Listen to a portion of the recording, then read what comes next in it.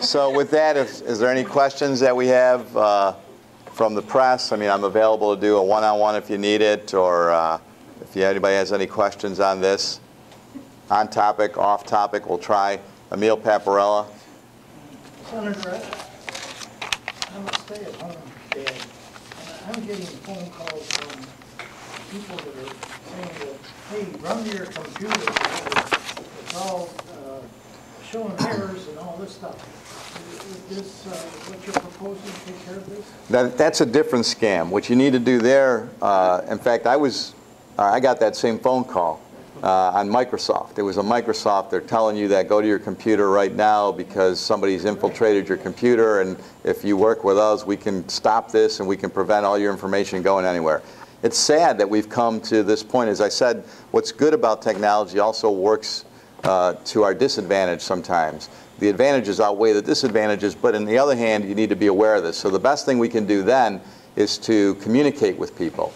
Now you can do that through the press, through social media, and just tell people when something like that happens, just report it. You can report it to, we'll give you names too. We have, again, the Attorney General's office is one place that things like this, because they can be prosecuted if we could be found, but you're not going to stop, unfortunately, these unscrupulous business practices that occur from some people. Just like the IRS, another scam that's going right now is people calling saying they're with the IRS, and they want you to, they need to talk to you immediately. It was funny because the individual that spoke to me could barely speak English, and I really did try. I was home luckily, and I got the call. I tried to continue to press the buttons to get to somebody. I finally did, to try to find out where I could get a number to find out where they were calling from. And as I began to ask questions, they hung up on me. So they realized that obviously, well, this guy's on to something, let's hang up. So situations like that, you just need to be aware. I think senior centers, social media, the press at large in general, TV, radio, print, all very important to just inform one another, word of mouth, that these scams are going on. If they happen, report them to local law enforcement, or in our case, to the Attorney General's office, and then they can see what they can do. Many times, unfortunately, you can't find the people because they're so sophisticated. This idea of spoofing is just amazing right now, to use your phone number to call Yvonne, and then Yvonne thinks it's Emil calling and picks it up, and it's a telemarketer. So it's just like we're in the fight against drugs in many cases. Every time we try to stop something like bath salts, the chemists come up with new ingredients. We'll ban certain things, they'll come up with something new to get around the law. Same thing is happening here. So that's why what I'm attempting to do today is call attention to this, to increase the penalties to this, and to see what we can do to rework this, working with our federal partners to make it much more stronger so that it truly reflects what it's intended to do, and that means not have you being bothered. So it's not going to be easy, but I think it's worth the effort right now. So we're calling attention, we're increasing the penalties, and then finally we're going to continue to work in partnership with our government levels, federal and state, to see what can we be doing better about this to make it truly reflect what it was intended to do. Thank you. All right? Anybody else? Senator Griffo, what would you do when you get a phone call and they say there's the police department, they want a donation? And I'll usually support that, but I want to give that money over the phone, and I don't even know if it's a scam or not. Yeah, and the other interesting thing that we're finding out, I would call your local, when they say that, I would call your local police station and ask, are they conducting a fundraising drive, and who's conducting it?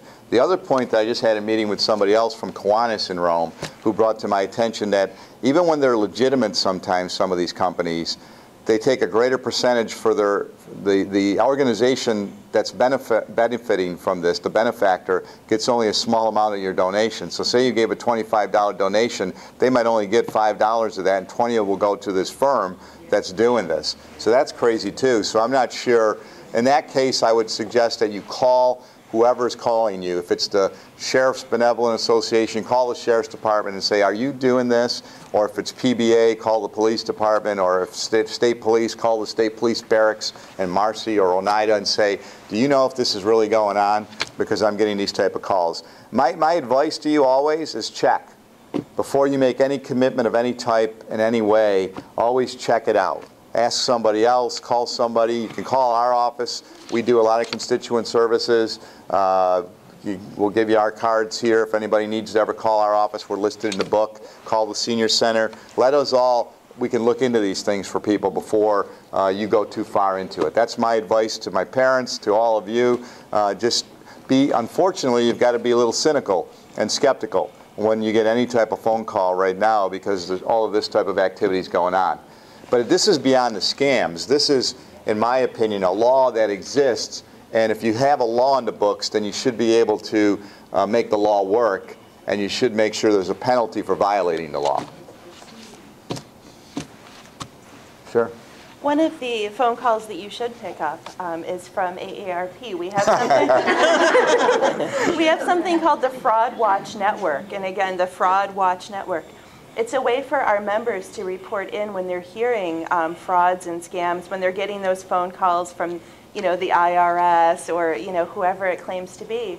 We're then able to turn that around and call out to our members in the area and say, hey, this is AARP, Fraud Watch Network. We wanted to let you know that there's a scam happening. Beware if you get a phone call. Beware if you have somebody who calls you saying that your computer needs to be fixed. Even if you aren't an AARP member, you won't get the phone calls from us, but you can connect with the Fraud Watch Network through social media and online. You can report scams. You can look up and see what's happening in your area. It's a wonderful resource. And I'm thinking maybe it's something that we can work on together moving forward and get the word out to your constituents. Sounds good. Absolutely. Again, as I said, information is most important. The law that is on the book should be enforced and should be made better if we can in some way. But as I indicated to you, being realistic, nowadays you do something and then they're so sophisticated they find another way to get around what you've already done. But we'll do that doesn't mean we're going to stop, and we're going to do our best. Okay? Thank you all very one more? 2-point question. Is that time per incident or is it multiple incidents? And the second part of the question is, would you go over the list of organizations that will still be over the issue? Sure. It is per incident, so it'll be $20,000 a fine. So if they fine you once, it's 20. They fine you again, it's another 20. So they continue to fine you, depending upon your bad behavior. And the organizations that are exempt, you're going to still get calls from political candidates on the phone.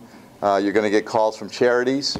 You're going to get calls from polls, people that are taking surveys. And then some business that you may have had a relationship with. If you went to, give me another business here that I'm missing, Sears. No, we don't have Sears anymore, JCPenney's. If you went to JCPenney's and you start getting calls from JCPenney's, they can do that because you've done business with them over the last year and a half. But you can ask for them to be removed, but you can't remove political calls, charities, polls. Those were always exempt in the federal law. Now, it's not to say you can't write your congressman or your U.S. senators and say we want the law changed at the federal level and see if they'd be willing to do that. But I think they left it purposely open for politicians because they're all politicians as well as myself, right? So we want to be able to make sure you get annoyed right around Election Day with about 5 or 10 calls telling you how you need to go out and vote for somebody. Emil? I appreciate what you're doing with this fraud program. There was just an incident down in Kirkland County when a person was trying to pull over a scam of some kind.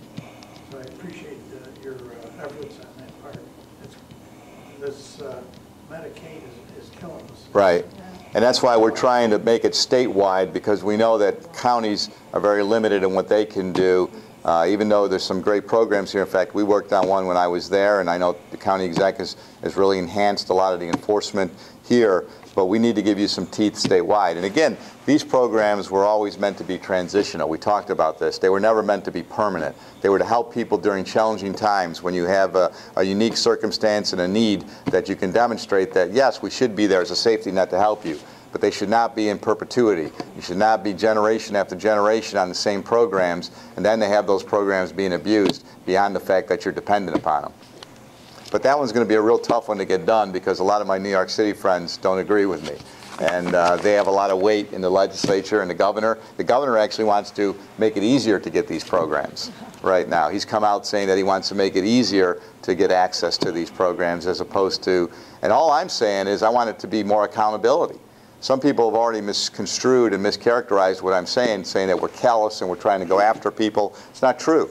All I'm saying is we want to break dependency because this was never intended to be a permanent program for anybody. It's supposed to be there to help you and then hopefully get you back on your feet. Beyond that, though, there's got to be an element of accountability. We all have accountability, and there's no reason a program like this, when it's being paid for with taxpayers' dollars, doesn't have an element of accountability. Anybody else? Okay. This is another aside. This is probably Ron and Jim's favorite subject. It's called zombie houses. Yes. Have you seen anything come through the Senate? No, I mean, that's a challenging thing. I think we agree conceptually, but the Attorney General wants to take a different approach than many. We want to have accountability for foreclosure properties, and many times they go into the hands of the banks, so we want to see the process sped up, and we want to see accountability that they're taking care of that. But I think there's been some issues taken on the various elements of the legislation, so we've got to find some consensus. We haven't done that yet. There's an agreement that we've got to deal with the problem. The problem is which is the best way to deal with it. There was an article in the paper last night about land banks. Yeah, that's something we passed. Right, that's a possibility that would have to be explored in the area here. Yes, that's a piece of legislation we passed about 2 years ago, I believe. I think Senator Valesky was the prime sponsor of that, actually. My colleague right out here in Madison County. I think a lot of the politicians don't understand what that land bank, how it operates. Well, we could try to give more information to you, too, on how to consider it for local governments, right? Thank you very much. All right, anybody? Yeah, you can sit down. I'm sorry. Anybody? Now you know what it's like. See, everybody thinks it's so easy, right? Anybody else? All right, thank you all. Appreciate it. All right, thanks. Thank you very much, Lauren. Thank you, ladies.